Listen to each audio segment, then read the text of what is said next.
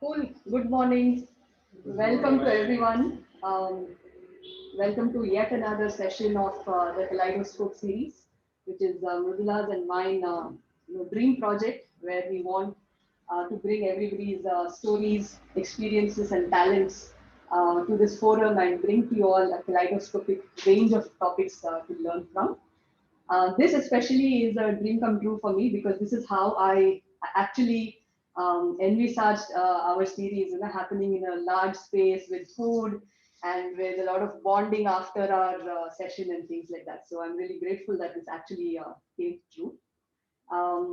Today's speaker, you all know him, Damodaran R, fondly known as Damu.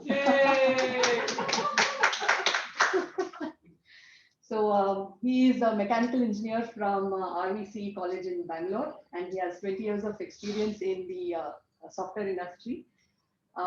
He is the general manager for the Jaguar Land Rover powertrain business in Robert Bosch Engineering and Business Solutions.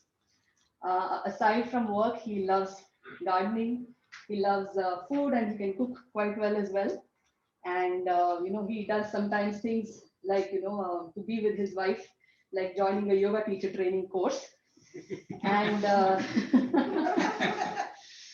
and he has the most out of the box brain that anybody can have, and I'm sure all of you here can attest to it.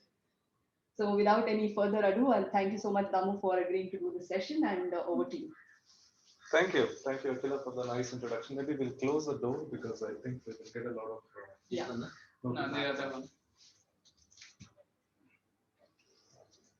So that noise is yeah, just because you're recording it. Oh, maybe that time we can have one just for some ventilation. Okay, so good morning, everyone. Good morning. Good morning. And yeah, I think we've been talking about this topic for quite some time. A lot of things are changing today, right? And tech has become a very essential part of our life. Yeah. And so today we're going to be covering something about essential technology, mainly focused towards payment solutions, because in the past, or all this while, maybe you have been, paying your vegetable vendor or your doctor or any place that you go through cash or through your debit card and so on. The future is going to be different. You're going to go all based on mobile payments. The future is basically digital, and I think it's evolving, and the acceptance is exponentially increasing, especially after demonetization and so on. And I think in few years from now, this will be the default and de facto way of paying. So therefore, it's very essential for all of us. It's not really a session focused only for senior citizens. It's essential for today's world. So that's how I have put it. So today, what we will be covering basically. So just to put things into perspective, the evolution of digitization, digital payment, yeah, how it has evolved.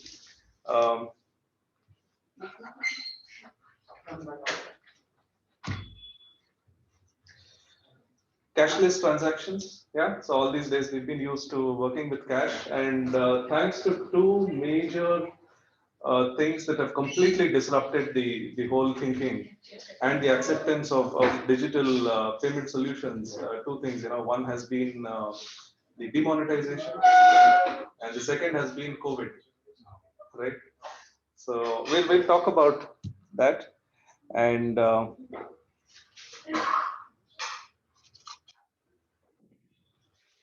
we'll also cover some of the essential applications. So we'll cover Paytm, PhonePe, UPI payment, yeah, and we'll also try to cover Swiggy. So fundamentally, what we'll do is we'll focus more on Paytm and UPI payment methods, and if we have time, we'll cover Swiggy. Otherwise, post lunch we'll cover Swiggy, but definitely Swiggy also we want to cover it today because I think that's also going to be something I would consider essential. I see. Last but not the least, what's very important when you're talking about digital payment and digital transactions is security. So we'll also cover some aspects of making your transactions safe. Same. Yeah, doing a transaction safe. and what are some of the things that you should keep in mind. Yeah. So that's the agenda for today. Having said that, let's start.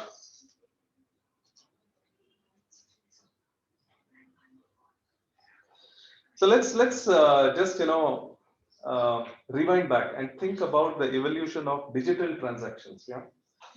And here I'm pretty sure Nanma can add a lot of perspectives, but also all of you can just reflect back and just think. I mean, so how have you seen the evolution of banking transactions? Now, here I would really like you to go way back from when you were a child.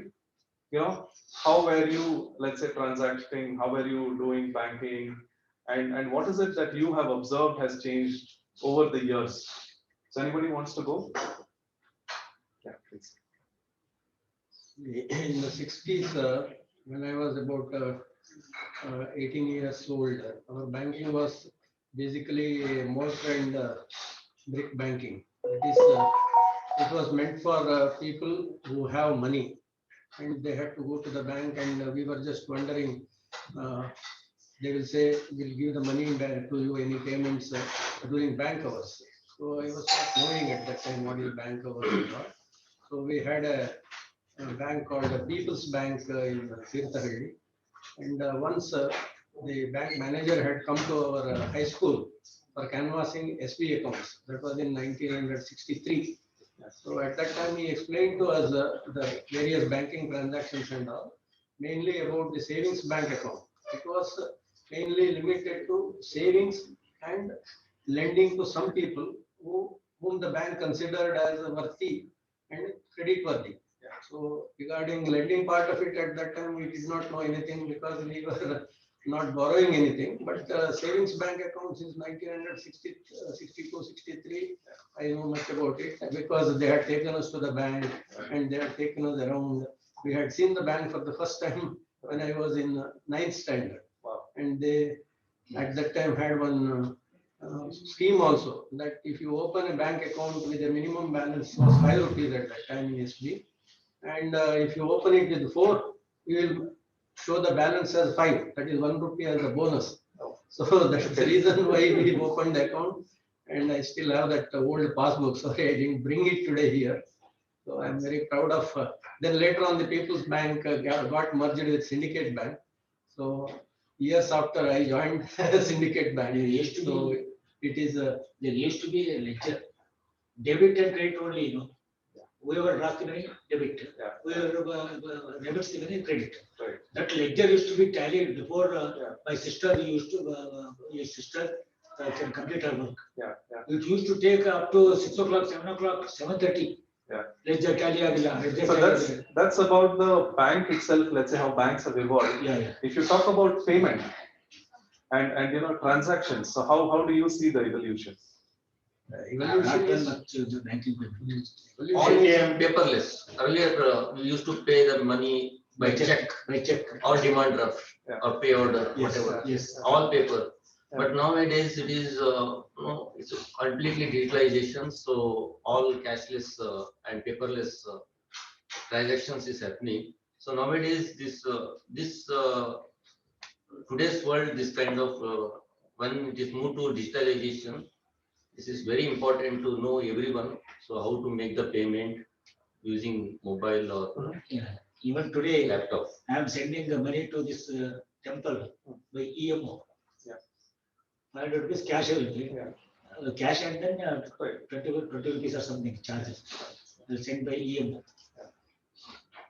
in the banks, there was even at that time what is called, as he told, as Dinesh told about the checks and all, that is for local payments or outstation payments. They used to collect post-dated checks, Right. merchants and all, and they present to their bank. It will come physically, it will come to the 4 days, paying 5 bank, days. and then the bank will verify and then make Yeah. the payment Yeah. through. It takes 4 days. And this one. Yeah. Then there was a TT, Yeah. telegraphic transfer system was also there for Yeah. huge amounts. Yeah. That is between the banks or Exactly. between very big customers, there was a TT, and for that there was a code, which was known as TT. Bentley's code. Bentley's So that was to be sent through a telegram. Yeah. And if the code word pass is matches, then the other end the amount will be paid. Yeah. Generally, it used to take 24 hours. Sometimes, depending on telegraphic lines not working, and all that, Yeah. it will take some 48 hours also. So it was very tedious. Yeah. But it was in use. Right. The payment mode was telegraphic transfers were there, and mainly people believed in post offices rather than banks for small amounts and all. Yeah.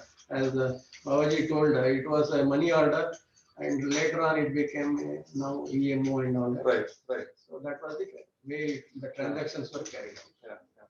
So from my, let's say with my limited age and my experience today, I have seen it evolving, and I'm talking mainly about payment and payment solutions. So if I were to look at from when I was very small, so mostly it was all through, cash transactions and so on. And then, let's say about 25, 30 years ago, then suddenly this concept of debit and credit cards came, right? So then suddenly you don't need to go to the bank, you're given a card, and using a card, you just go to a machine, and then, the machine gives you money. That means you don't even go to the bank. So that, I think at that time when it came, it was quite revolutionary, right? And then, of course, after that, very soon, it also followed up with internet banking. So that means you could log in and access your bank online. You don't need to go to your bank. And I think many of the senior citizens here actually are even to internet banking relatively new. I know Nanmam is since many years, but many of the others, I think, are only accepting internet banking and having the courage to log in and feel safe and still do it. Yeah. The world meanwhile has already moved ahead, so we are already talking about completely digital payment solutions and so on. So that's how I think at least I have seen it. So that means initially we were doing a lot of physical transactions, so cash, yeah. So we are giving and receiving cash. From that it went into electronic mode. So we use a debit card. A debit card has a SIM or it has a magnetic strip and so on. And then you use a specific machine for reading that debit card. So you put it in an electronic machine, and that then basically then transmits the data and does the transaction for you. And then after that, we have even come beyond and we have gone completely digital. So it's completely software based. You don't need those kind of machines anymore. Authentication or to say that yes, this is your account and your money. There are other methods that meanwhile that have come up. Yeah. Another very interesting thing that came up, several years back was digital wallet, right? When the concept of digital wallet came, I think many people did not understand or appreciate the use cases of the digital wallet, yeah. And Paytm was one of the early birds in the digital wallet space. And what is a digital wallet, right? So a wallet is some place where you are keeping all your money and cash or let's say cards or whatever. And a digital wallet is basically a digitization of your wallet. So that means your cash, let's say for example, if you're talking about cash, you can keep money in your digital wallet. Yeah.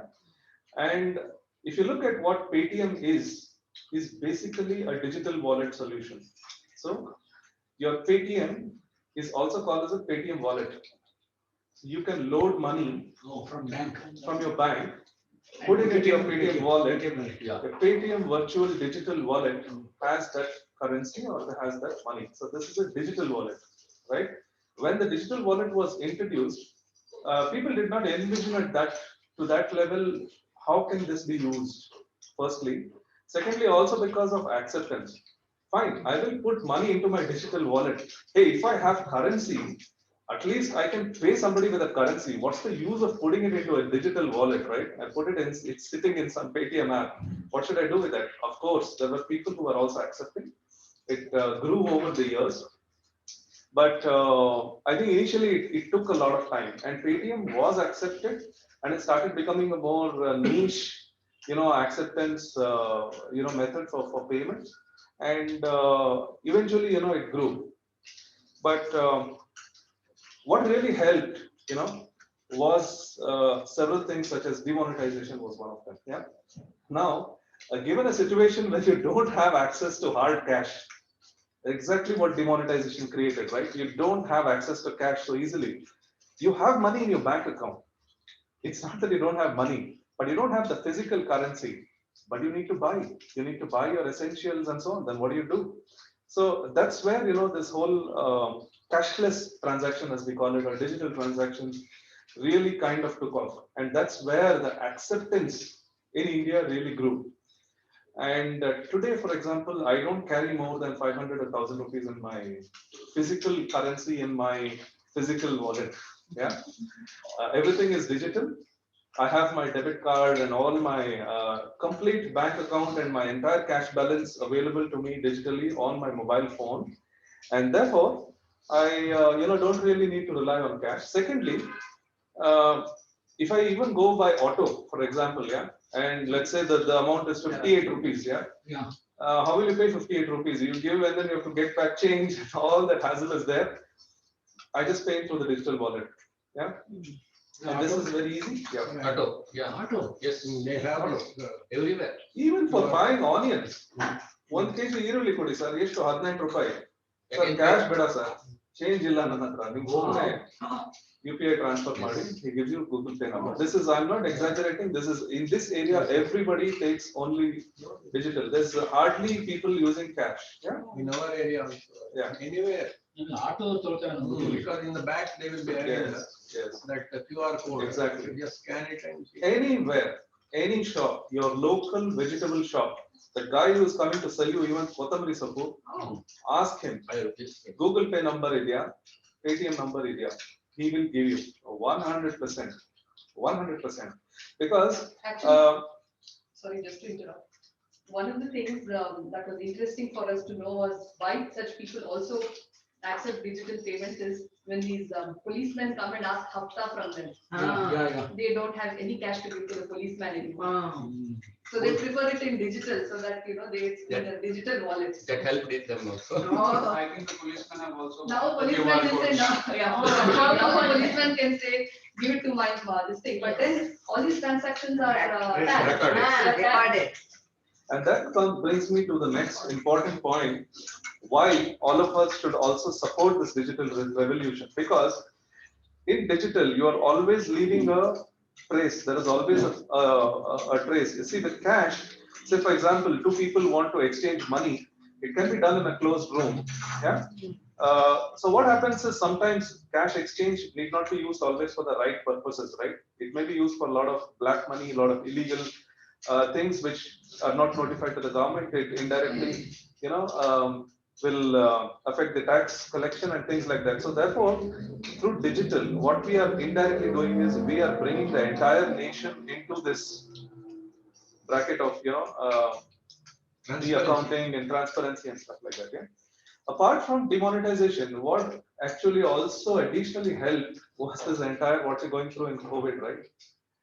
So see, if I give you a 20 rupee note and I don't do it, but I know many people who will actually, take that note little bit, wipe it with a sanitizer, who will put an iron box on it and, The beginning.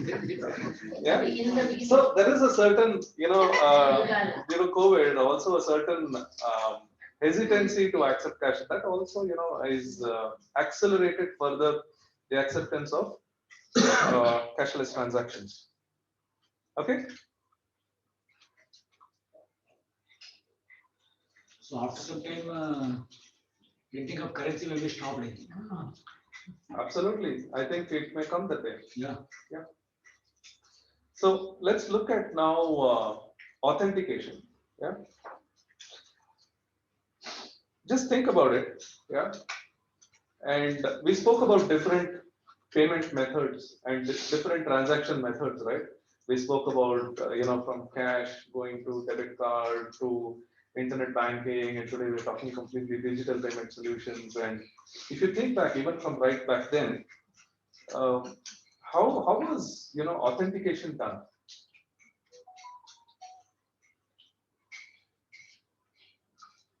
Physical signature. Signatures. It Yeah. was all So signatures. if you talk about a pure cash transaction, the owner of the cash is deemed to be the rightful owner unless, let's say, somebody proves otherwise. Yeah. And in case of banking transactions, you always had a signature. Now, what happens with a physical signature, right? I mean, so you have a checkbook or something, and then you are basically signing. Hopefully, your signature is such that it is not forged so easily or whatever you might imagine, but you can't say. That means you have already, whether you like it or not, placed your entire trust of all your savings merely on the way that you put your signatures. Please remember this. Yeah. Before you think about digital and is it safe and can it be secure and stuff like that, please let us all understand and acknowledge today we are already in a system where we have deemed and accepted purely through one physical signature. I can do anything. I can transfer a property. I can do everything. Which is why even today for properties they're also asking for thumbprint and so on. Yeah. Correct. Because anybody, They want to left hand turn. exactly. So that is why authentication also has evolved over the years, and so we need to also be accepting. We need to be more vigilant, and yes, but we also need to be understanding. Yeah? So we spoke about cash, right? So for cash, there is no real authentication that we do.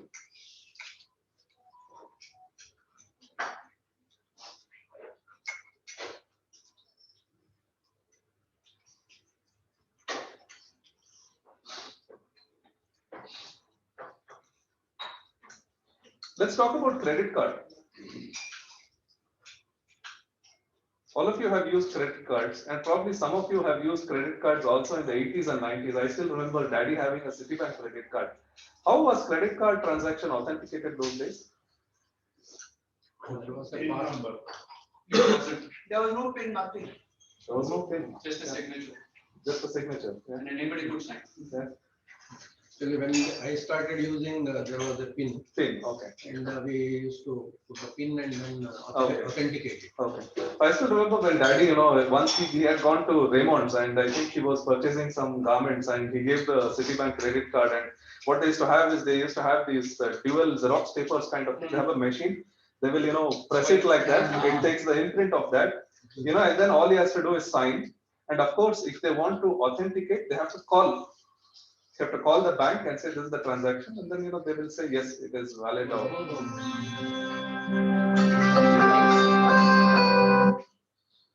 So yeah, so that's how it was done, right? I mean, and now we have evolved. We made it more secure. We have pin based and things like that, right?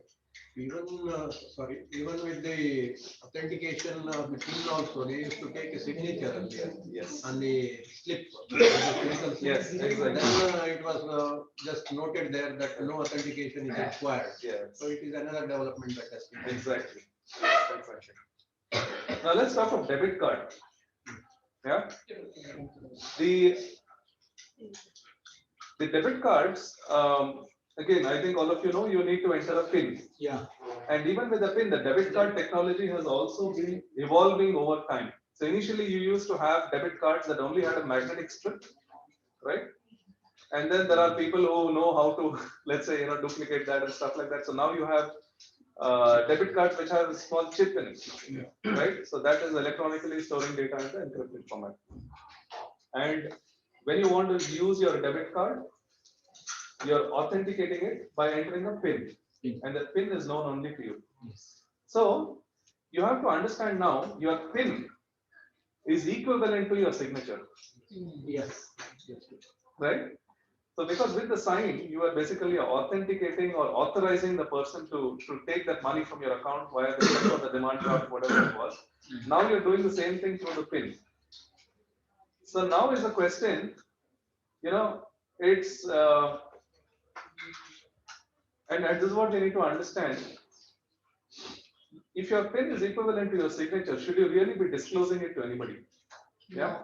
And that's why it is so important to please do that you do not disclose your PIN to anybody. It's your personal and it is your confidential information. Yeah? Yeah. That's important.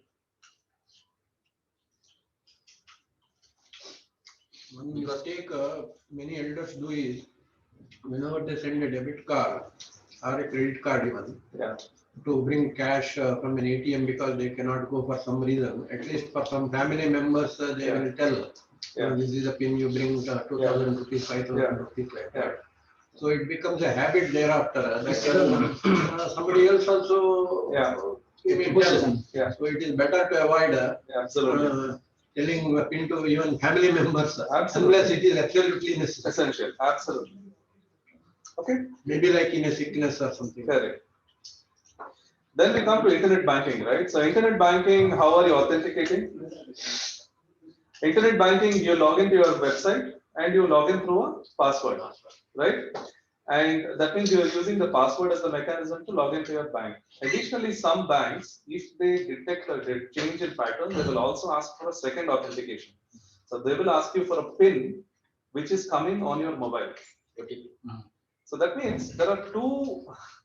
They're asking you for multi-factor authentication. So they're asking you for a password, which only you are supposed to know. But let's say even if the password was compromised, they're sending a mobile PIN to your mobile, and that means the person should also have access to your mobile and should also know the PIN. So they are kind of, so it's known as multi-factor authentication. Yeah. And if you look at digital payment apps, they also use this concept of OTP and PIN and what we very commonly refer to as two-factor authentication or multi-factor authentication. So what is two-factor authentication or multi-factor authentication? Basically, you have a password, but a password alone is not good enough. You combine it with another second authentication. The second authentication could be either a fingerprint, it could be a password token, like you have small devices for that. It could be a OTP, yeah. And then using these two methods, then you're granting access. Yeah. So like I mentioned, your password or your PIN or your OTP is nothing but your signature in the digital format. So please do not reveal them. Do not write them at the back of your card. Do not write it on a sheet of paper and keep it in your wallet. I understand that some of you will have difficulty to. No, do not do that. And I tell you why. So I understand that some of you may have difficulty remembering, because there are so many cards and so on. So Yeah. Fine. I mean, so there are different ways to that. There are again digital solutions and there are physical solutions. For you, the easier way would be you can keep a small black book or whatever and keep it in your safe, and so that's fine. But yeah, so the best way is always that you remember. What I personally do is I have maybe 2 or 3 pins, and that's it. So any new card that I get also, you have an option to change pin. Yeah. So when you receive the card from the bank, you get a default pin. You can always change it to something which you will remember. Okay. Now let's come to UPI. Yeah, UPI is United Payments Interface. If you remember, initially, for sending money between accounts, we were using check and demand drafts. Then banks had access to other electronic mechanisms such as RTGS and so on. Then it also came to the end user through NEFT. So NEFT bank transfer you can do from one bank to the other using the IFSC code. And this eventually has now evolved even further, wherein RBI has come up through this NCI. The new mechanism is UPI. So United Payments Interface. This is what is UPI standing for. So it's a real-time payment system, and that is important that it is real-time, because if you look at NEFT or you look at RTGS, there is a certain transaction time, right? So you transfer money from one account to the other through your online account. It will take 24 hours or 6 hours or 4 hours, depending on which time of the day you're doing it, because they have certain cutoff and certain time schedules. Whereas with UPI, it is instant. And that enables a lot of things. Because when you say that it is instant, I can buy something from you and you can pay me instantly. I've received it. That means I got the money into my bank account, and this is important. So it goes directly into your bank account, right? So instead of you having to get money from somebody, take that money, put it into your account, it's directly going from account to account. Right? And what is another? Yeah. One more advantage of this UPI system is it has been made in such a way that there is no need to have an account in a particular bank. Suppose Exactly. the person who we have to pay some money, he may have account in some other bank and I Yes. may have in some other bank. Exactly. Under this UPI, simply Exactly. we just pay the money and it will go to Yes. his bank account and it will get debited Yes. to my bank account. It's also anywhere in the world. It is, universal. It has become Yes. universal. Yes. Yes. So all the banks are members of Exactly. this payment system. That is Yes. the greatest advantage now. Absolutely. Earlier, it was never used to be like that. It has to be between both the people should have an account in the same bank. Yes. Now it has been changed to this. Yes. And RTGS is also simplified. Real-time gross for a cutoff amount is there. And under NEFT also, now it is 24/7. Yeah. So timings also Yeah, is not the question now. Yes. Anytime the payments do can it. be made Correct. to the bank and from one bank to another bank. Yes. Yes. Also apps, you can send the money from any app to any app. Yeah. That's So UPI is basically, it's not an app, it's a mechanism or it's a infrastructure or a bare bone the banking system the RBI has created. So that irrespective of which bank you are, you use that channel to send money to the other person. And all Indian banks are already, member of this and they enable and support this UPI interface. To use UPI, what you need to remember is it's the backbone. It's like what you would call check is a mechanism of transferring, NEFT is a mechanism of transferring, UPI is a mechanism of transferring. So for using this, you can use any app. There are different applications that support UPI. The government itself has launched an app and that is called BHIM, Bharat Interface for Money Transfer. Yeah, Narendra Modi had launched this, if you remember, BHIM. And that is again an app which uses the UPI interface. Now we spoke about digital wallet sometime back. We have Paytm and so on. Paytm has also enabled UPI, which means you can do UPI also through Paytm. Okay. And then you have Google. So Google was, one of the big software companies. They said, oh, okay, India, you have enabled UPI. I will make an application for you similar to BHIM, free. Yeah. And that's also another very popular app that people use. It's called Google Pay. So Google Pay is also basically transferring money through UPI. Okay. BHIM app ಇಂದನೂ ಮಾಡ್ತಾರಾ? BHIM Yes. is Indian. Phone pay. BHIM is from the government. Government. BHIM, Then you have Google Pay, Phone Pay. even you can create an app if you know how to write the software. You can also create a payment app Get linked. and get linked to UPI. It's possible. Yeah. So like I mentioned, so for UPI transfer, any client can be used. And this is important to remember because when you go somewhere for purchasing, you will have a scan code, yeah, a QR scan code, and you might have seen that. And it's not necessary that you have to use only a specific app. As long as it's a UPI code, you can use any app.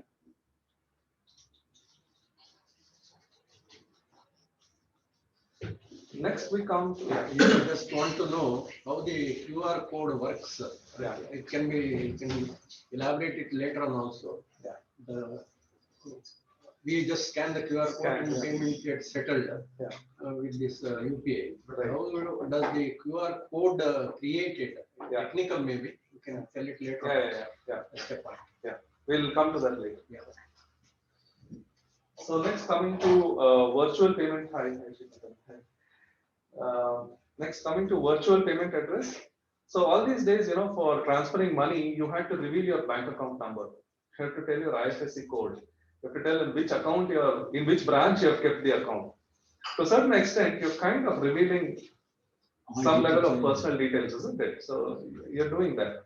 So with UPI, we have what is known as a virtual payment address. So that means you don't reveal which bank, which branch, nothing you reveal. And a typical virtual payment address could look, for example, my virtual payment address on BHIM is called my mobile number. So it's my 9900093357 @ UPI. That's it. You don't know in which bank I have the account. You don't know in which branch it is, right? And that means it's a little more anonymous. It's a little more safe. So if you have to receive money from somebody, or if you can always tell them, just transfer the money to this virtual address. That's it. They don't need to know anything more. It's as simple as that. Yeah.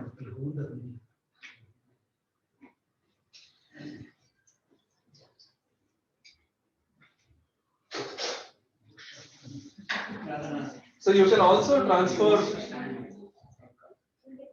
So for transferring money, either you can have a full virtual payment address, which anyway you'll get from your bank. Additionally, mobile number is also linked to your virtual payment address, depending on which app you use. So for example, if you are using Paytm, it will be your mobile number at Paytm. That becomes a virtual payment address.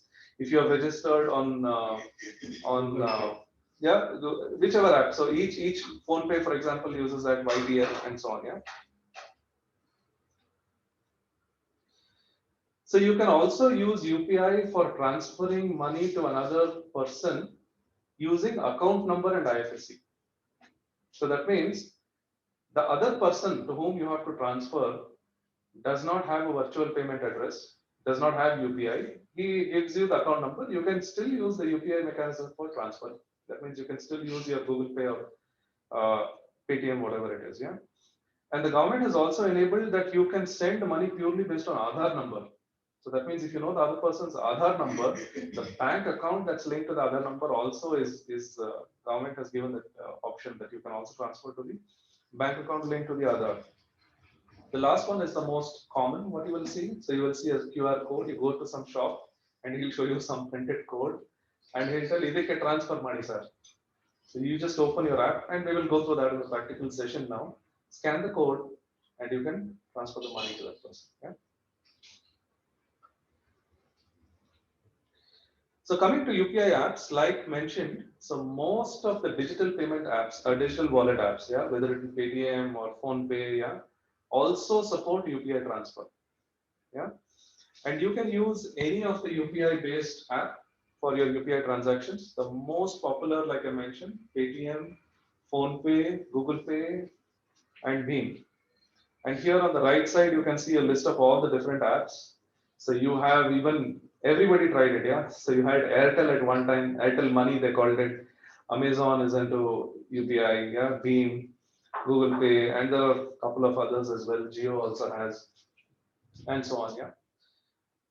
Most recent, this last part is interesting. So WhatsApp has also introduced UPI payment integrated into the WhatsApp app itself. That means, and it's very popular in countries like China. So China uses an app called Line. And that app is kind of default. Everybody uses, the payment is integrated into that. You go to any shop, you just scan there and pay using that. So that's how they're doing it, yeah. And yeah, so that's about that. Next we come to safety and security. Like mentioned, never disclose your OTP and PIN because that is nothing but your signature, equivalent of your signature, what you put on a Signature can't be checkbook. duplicate, can't be copied. I can. It depends on the skill. Digital numbers very easily copied. So here with the concept of OTP, what is a OTP is a one-time password. So that means it is a digital signature or a digital PIN that is given to you, valid only for 5 minutes. And what is the power of this is it's something that is time limited. So that means even if you give this to somebody or whatever, it's only limited for that certain duration. Yeah, so that's why we spoke about two-factor authentication a little earlier. Usually most places will combine a static password or a static PIN combined with the OTP for critical transactions. Yeah. What is very important is in UPI, you have a possibility to send money, but you also have a possibility to request for money. And that is important. So this, a lot of recent, people who are new to UPI became a victim of this kind of a fraud. So they said, instead of doing that, I will pay you money. So I'm supposed to pay you money, and I tell you I will send a scan code, and you do the other way. So you request for money, and then basically if you put your PIN and if you send it, then it's gone. So you always have to remember that for sending money, only then you have to put in your PIN. For receiving money, you never really have to enter your PIN. Or OTP. Or OTP, yeah. So that's important. Most of the frauds have happened because of that number 2. Exactly. So always use your virtual payment address, yeah, instead of your bank account number and your full bank details and so on. Yeah, so that's that. Yeah, so now I think we will come to questions. So I think the presentation was, it's not really a detailed presentation, it's just a more of a introduction to the topic. It's more practical based, I would say. So now we will sit with all of you and let's try to install the app. Let's try to make some transactions, and later on maybe we will also, we have a shop here itself in the basement. We can also go there and you can use your newly created digital wallet to actually purchase something. So we can actually try it out, and you can use the UPI interface for that. So yeah. So now coming to questions. Any questions? Anybody? See, this is the Airtel app. Yeah. What we do is when we do the transaction. Yeah. When OTP comes to your mobile, Yeah. it takes it automatically. Yes. We need not enter that. Yes. But is it safe or how it is? Whether any other app is also doing like that? So there are, yeah, I mean, so you have basically, when you install an app, and that's now we are coming into mobile security and so on, so Android and stuff like that. So you are basically, authorizing permissions for the app. Usually in Android, normally when you install the app, it will tell I need access to your everything. Sometimes it will even ask access to your camera and so on, which you may not require, but usually we just accept all. So if you come to the iPhone, for example, you can explicitly, every time you can deny. Here also you can do it now, but you do it manually, separately. Coming to that point, I think it's okay. It's safe. It's not an issue. Yeah, should be fine. See, any kind of thing, always at the end of the day, there is always Risk is there. risk is there, and there is fraud always possible. For example, you left your mobile here, right? And you went to the restroom, I took your phone and maybe I cloned your SIM or something I did. Then what do? The OTP might come to my thing also. So I think there are always possibilities, but you take the maximum possible precaution. In any case, there is always a risk, even in your existing methods. Now, what will happen if you say that there is a risk and therefore I will not move to the newer method, is you will eventually fall behind. You will not be able to transact. Let's take, for example, the card came. Debit card. People said, why should we use a debit card? This is all risky. Chuma, you will keep the card somewhere, somebody will take it, he will take out money from my account.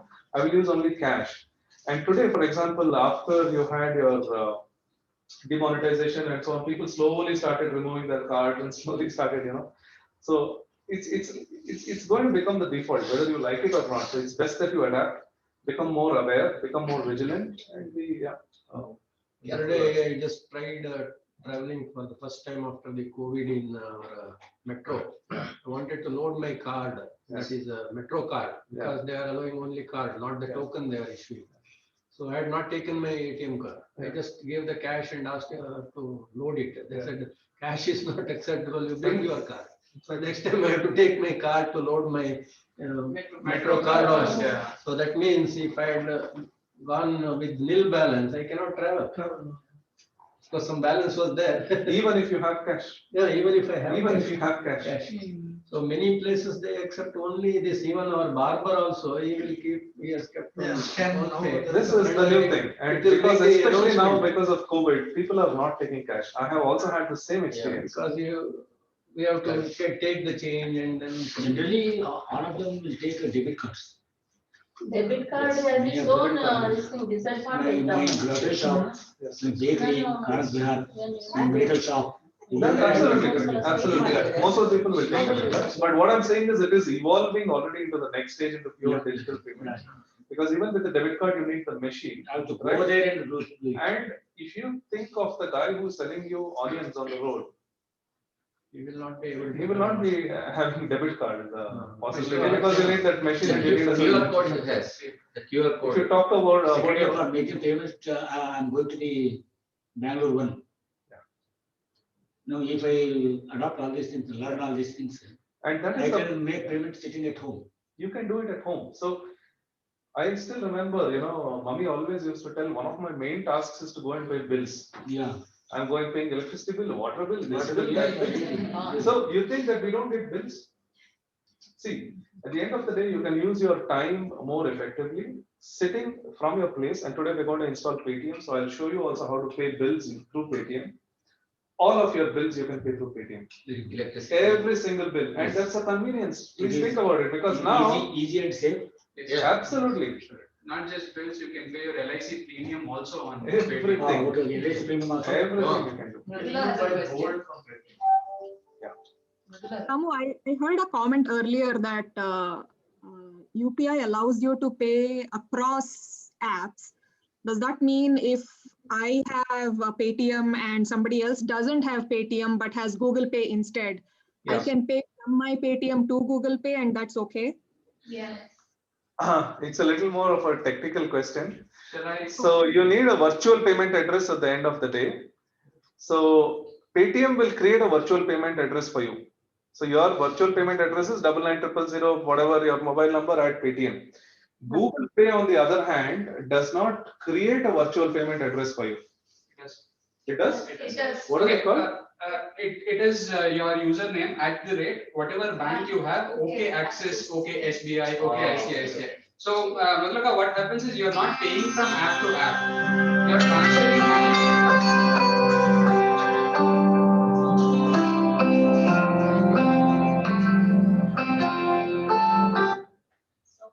Raja ಗಂಟ್ಮರ್ಲ ಅವರಿಜಲ್ಲಂಗ. So basically, you're transferring money from your account Okay. to another person's account. The app is only a medium for you, right? So it doesn't matter what app you use. It is just like logging into your net banking and doing a transfer. So instead, you're using another app which is linked with UPI. So it could be any of the apps across the board. Okay, so the short answer is you can. Uncle said Airtel, everybody has it. Right. So short answer is you can transfer it, but there may be some technicalities within each app. No, doesn't matter. Nothing. Okay. You just need an address to which you have to send money. That's all. That's Just like an email ID. Money still comes to your account only, not to the app. Okay, got it. Thank you. Hey, Nishant, Yes. I have to transfer amount to an individual X. Yes. He has only Google Pay. Okay. But sometimes Google Pay have seen it took 4 days for the amount to transfer. If it gets stuck, it will say, it is Google processing. Pay has a problem with the app. Usually So how do I make sure that I still send the amount without the bank details? It is possible. He doesn't. He has, He has Google Pay. He has But how are you sending it? What app are you using to send? Amazon Pay. It doesn't matter. It will still go. See, his Google Pay account will give you a VPA to connect to his bank. Correct. So it does not go to his Google Pay account. It goes to his bank account. Okay. So when you send it from Amazon Pay, the transaction will still go through. So Problem is when you are using Google Pay, Ah. sometimes it does not, the transaction does not go through. So even slow. if he does not Doesn't install Amazon Pay, but still I can send. You are still sending it to his bank account, not sending it to Google. You want me to ask a question? No, what question? Only- No, we'll, if there are no questions, we'll stop the recording. No. Yeah. Any more questions? Regarding that QR code, if a small, I was. Stop the recording, stop now. So QR code we will cover later. Later. Once you do the practical, I think we can talk. I think, yeah, I want to so. Let us sleep. No, it's not for her. No, she will stay. Recording. To check on get. 8 ಗಂಟೆ ಇರ್ತದೆ. Eight good. ಸಿಕ್ಕ. Yeah, that's fine. She is fine. Don't worry about her. So if there are any other questions, we'll stop the recording only because the next part is more hands-on. So we will not be recording that. Of course, you can ask your questions as and when we go along. Yes, correct. You can do that. Okay. So I'll stop the recording. You can still be online with whatever length you want to stay. Yeah, okay.